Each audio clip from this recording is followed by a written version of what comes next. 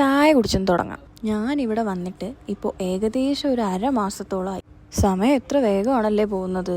ഞാൻ ഇന്നലെ വന്ന പോലെയാണ് എനിക്ക് ഫീൽ ചെയ്യുന്നത്. പക്ഷേ സമയം ഇത്രയായി, എനിക്ക് സാലറി കിട്ടാനുള്ള ടൈം വരെ ആയി എന്ന് ഞാൻ ഇപ്പോഴാണ് ഓർക്കുന്നത്. അപ്പോൾ ഫ്രിഡ്ജൊക്കെ തുറന്ന് ഇന്ന് അത്യാവശ്യം വേണ്ട സാധനങ്ങളൊക്കെ എടുത്ത് ഇന്ന് നമ്മൾ ചിക്കൻ ഉണ്ടാക്കാനുള്ള പരിപാടിയിലാണ്. ചിക്കൻ മാത്രമല്ല, തൃശ്ശൂർ സ്റ്റൈൽ സാമ്പാറും കൂടി ഉണ്ട്. ഇതൊന്നും ഞാനല്ല ഉണ്ടാക്കുന്നത്, നമ്മുടെ സിന്ധു ചേച്ചിയാണ്. അപ്പോൾ ചേച്ചിക്ക് വേണ്ട രീതിയിൽ ചേച്ചി തന്നെ വെജിറ്റബിൾസും കട്ട് ചെയ്യുന്നുണ്ട്. ഞാനപ്പോൾ എന്ത് ചെയ്തു, ആ വെള്ളത്തിൽ കിടന്ന ചിക്കൻ എടുത്ത് അങ്ങോട്ടും ഇങ്ങോട്ടൊക്കെ മറിച്ചിട്ട് എന്തെങ്കിലുമൊക്കെ ചെയ്യുന്നതായിട്ട് കാണിക്കണ്ടേ. പാവം ചേച്ചി എന്നെ കൊണ്ട് ഒന്നും ചെയ്യിക്കില്ല കേട്ടോ. ചേച്ചിയുടെ മോളെ പോലെയാണ് ഞാനെന്ന് പറഞ്ഞിട്ട് ചേച്ചി എന്നെ എല്ലാം ചെയ്യും. അപ്പോൾ എനിക്കത് കാണുമ്പോൾ വിഷമമാണ്. ഞാൻ ഈ കുക്കിങ്ങൊക്കെ പഠിക്കണമെന്ന് പറഞ്ഞിട്ട് ചേച്ചി എന്നെ കൊണ്ട് ഇന്ന് ചെയ്യിപ്പിക്കുകയില്ല. പക്ഷെ എന്നാലും ഞാൻ വേണ്ട സഹായങ്ങളൊക്കെ ചെറിയ ചെറിയ രീതിയിലൊക്കെ ഞാൻ സൈഡിൽ കൂടെ ചെയ്തു കൊടുക്കും. ഇത്തിരി പാത്രം കഴുകലും. കൊച്ചിയിലായിരുന്നപ്പോഴും ഇത് തന്നെയാണ് എൻ്റെ പരിപാടി. എനിക്ക് അറിയാമെന്നുള്ളതല്ലേ എനിക്ക് ചെയ്യാൻ പറ്റുള്ളൂ.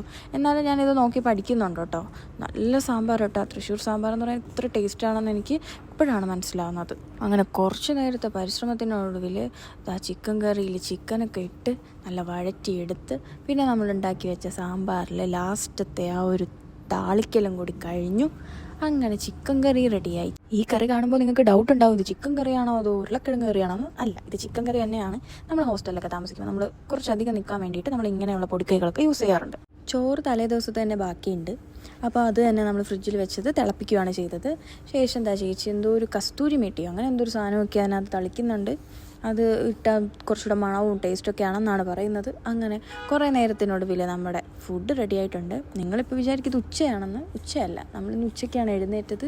ഇതിപ്പോൾ ഏകദേശം 4 മണിയോളം ആയിട്ടുണ്ട്. 4 മണിയാകുമ്പോഴാണ് നമ്മൾ ഇന്നത്തെ ഫുഡ് കഴിക്കാൻ പോകുന്നത്. പക്ഷേ എന്നാലും നമ്മൾ വേണ്ട സാധനങ്ങളൊക്കെ ഉണ്ടാക്കി അതൊക്കെ ആ ടേബിളിൽ വെച്ച് ആ ചെറിയ സൂര്യത്തിൻ്റെ വെളിച്ചത്തിൽ അത് ആ ടേസ്റ്റോടുകൂടി കഴിക്കുമ്പോഴുള്ള ഒരു ഫീൽ, ശരിക്കും വീട്ടിൽ ഉമ്മച്ചി ഉണ്ടാക്കുന്ന അതേ ടേസ്റ്റിൽ എനിക്ക് ഇന്നത്തെ ഫുഡ് സിന്ധു ചേച്ചി ഉണ്ടാക്കി തന്നു. ഞാൻ ഭയങ്കര ഹാപ്പിയാണ് കേട്ടോ. അങ്ങനെ ഫുഡൊക്കെ കഴിച്ചിരിക്കുമ്പോഴാണ് ഇങ്ങനെ ഒരാളെ അവിടെ കണ്ടത്.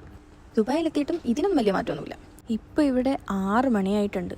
നമ്മുടെ നാട്ടിലാണെങ്കിൽ 6 മണിയാകുമ്പോൾ ഇരുട്ടി തുടങ്ങും. പക്ഷേ കണ്ടില്ലേ, ഈ സമയത്ത് ഇവിടെ നല്ല വെയിലാണ്.